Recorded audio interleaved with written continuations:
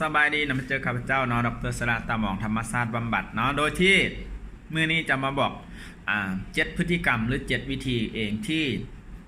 เฮ็ดให้เฮาเนี่ยลดอาการโกรธนั่นก็คือการนอนนั่นเองหรือว่าพฤติกรรมต่างๆซึ่ง7วิธีนี้ถ้าผู้ใดได้ฟังและแน่นอนเพราะอาการโกรธเนี่ยมันก็เป็นอาการหนึ่งที่เฮ็ดให้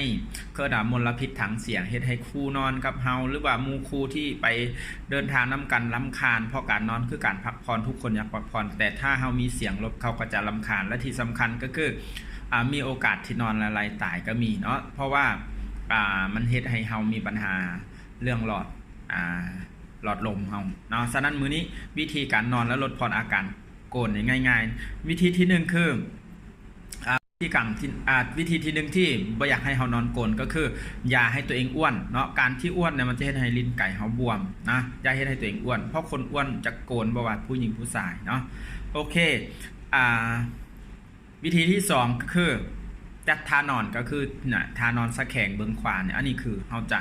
บ่โกนเนาะนอนโกนน้อยที่สุดถ้าผู้ใดกี่โกนแต่ถ้าผู้ใดบ่โกนก็จะบ่โกนเลยเนาะแล้วเทคนิคหรือว่าวิธีที่3วิธีที่4เนาะวิธีที่4ก็คือนอน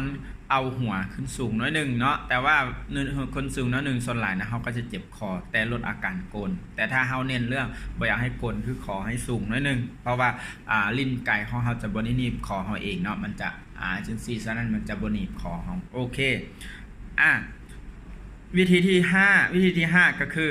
ก่อนนอนเนาะพยายามเช็คเบิ่งดังเฮาว่าบ่มีขี้มุกตันบ่ถ้าบ่มีขี้มุกบ่มีหยังเนี่ยก็คือเฮาก็จะบ่โกนคือกันแต่ส่วนหลายถ้าเฮามีแล้วมันจะเฮ็ดให้หลอดลมเฮาน้อยเนาะมันก็จะโกนคือกันนะข้อที่6นะต้องให้ที่นอนเฮาก็คือ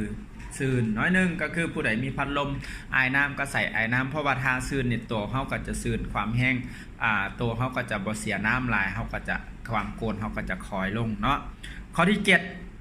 ที่7คืออยากกินเหล้าเพราะการกินเหล้ามันจะเฮ็ดให้ลิ้นไก่เฮาบวมง่ายที่สุดกินเหล้ากินเบียร์เนี่ยสังเกตคนกินเหล้ากินเบียร์จะตุ้ยหรือจะจ่อยก็คือกันก็จะมีอาการนอนโกนแห้งที่สุดอาการนอนโกนเนี่ยส่วนหลายจะขึ้นกับผู้ชายเนาะผู้ชายจะนอนโกนหลายกว่าผู้หญิงเพราะผู้ชายเฮาเนี่ยส่วนหลายเนี่ยเฮาจะกินเหล้ากินเบียร์หลายกว่าเนาะสำหรับผู้ใดที่ฟังคลิปนี้ลองปฏิบัติเบิ่งเนาะอาการที่เฮามีเฮาก็จะหายไปเนาะเดี๋ยวติดตามอีกคลิปต่อไปเนาะความรู้ใหม่ๆจากข้าพเจ้าดร.สระตาหมองนะผู้ใดที่ติดตามนี่สระมั่นใจว่าได้ข้อมูลได้เรื่องสุขภาพแน่นอนสำหรับวันนี้ก็ขอบใจสบายดี